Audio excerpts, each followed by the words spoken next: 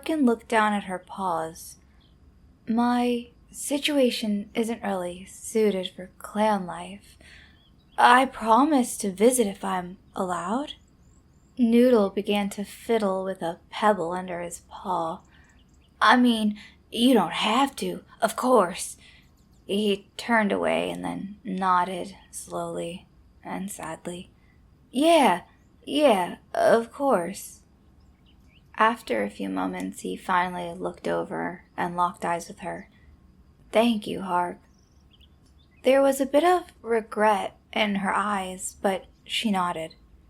You're welcome, Noodle. Let's get there before those wounds get any worse. Harkin was the one to lead the way, but Noodle made sure to stay close behind, especially under the thunder path. But before long, they were in the familiar territory that he had explored once before. The she-cat stopped for a moment to sniff around. When Noodle finally spoke up, I remember going to ShadowClan once, on accident. I think it's deep into the woods, he said reassuringly. She turned and grabbed a small stick. Noodle watched her as she turned to grab a small stick. Maybe you should take the lead from here then. Oh, you got it, he said, very excited to be able to prove himself. Noodle quickly picked up the familiar scent of ShadowClan, and he was off. Before they knew it, they were both at the entrance. Coming to a stop, he looked over at her. Never went in, though. I think this is it, Hark said as she dropped the stick. Take this to the leader. She's usually more welcoming when you offer things to her medicine cat. Noodle nervously leaned down and picked up the stick. Oh, okay. He understood. Hark spoke again, putting on a brave face. Good luck, Noodle. Thank you, Hark. And, if you see my brother, tell him I'm gone. His voice almost cracking as he spoke. She looked quite shocked, but only for a moment. I will. Her paws shifting in the dirt. I'll give him a good stern talking to about those scratches as well. He didn't like the idea of her going back to the barn at all, but he knew he couldn't stop her, so he simply smiled. Thanks, purring and gently touching her nose before running and stumbling inside. The camp was large and very impressive. Many different cats walked around. All of them seemed to be focused on something up ahead. He realized that it was the leader that he had seen before in the dump, but now he didn't want to interrupt, so he simply sat and looked around until he noticed a familiar cat, the one he had seen before. Autumn Pelt? He decided to walk over. Oh, it's you! Poor Noodle didn't even realize that a large gray Tom was glaring at him, now standing. Shut up, barn cat! Noodle was taken back by the aggression. Huh? But I know her. I met her the one time. He continued to mumble, but the she-cat wouldn't even look at him. The gray Tom took a step closer. You don't know anybody, he said, yowling. Noodle's fur stood on end as he took many steps backwards.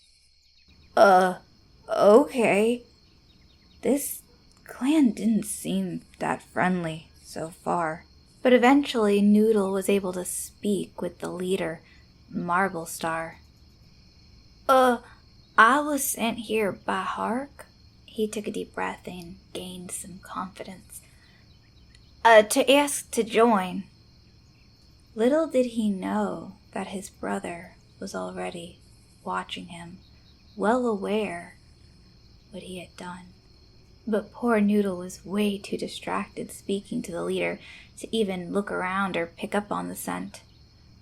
"Oh dear, you're injured. This way, please." Her eyes were wide with concern, but her steps were very focused. She brought them both over to a white-faced Tom. "Overgrown Heart, this rogue needs your help." Noodle bowed slowly. "Hello there." The other Tom looking him over. "Ah, all right. Follow Overgrown Heart. He will take care of you," the leader spoke. Noodle nodded. "Thanks, again. After, can we speak?" For once the leader's expression turned soft. "Of course." Noodle thanked her once again and followed the medicine cat into his den. He set down the branch and then curled up where he assumed he was supposed to be sitting. Overgrown Heart looking at the stick and then back up at him. "So, how did you injure yourself?" "Oh, well," he looked away. "You see, my brother, well, he was upset with me." The medicine cat wasted no time and began to pull herbs together, mixing them and carefully applying them to his wounds. "Was it over something, or?" the medicine cat asked. Noodle flinched a little. Just, he kind of plays rough, I guess," Noodle downplayed.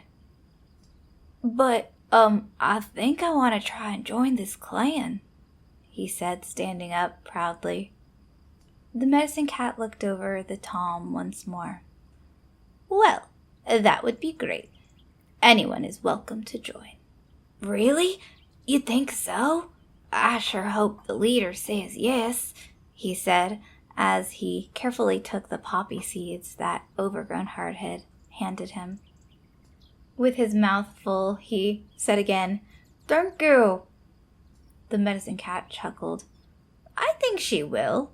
She accepted a ton of kitty pets." "I suppose I should go find her. Thank you so much again, Overgrown Heart." The black and white Tom swiftly left the medicine den. Thankfully, he was no longer in pain.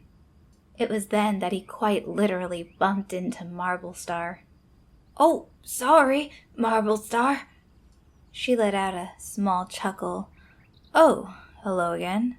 It's quite all right." "I'm feeling a lot better now." "I'm happy to hear that," she responded. It was then that Sandpelt the deputy approached. But before he could speak, Marblestar spoke. "You wanted to ask about clan life, is that right?" However, before he could respond, Sandpelt spoke up. "Excuse me, what are you called?" His voice was very serious, and Noodle looked at the leader and then looked back at him. Yes, Marblestar, I did.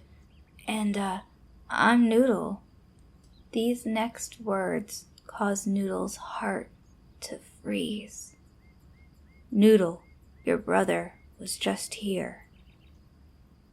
What? He took a few steps backwards in shock.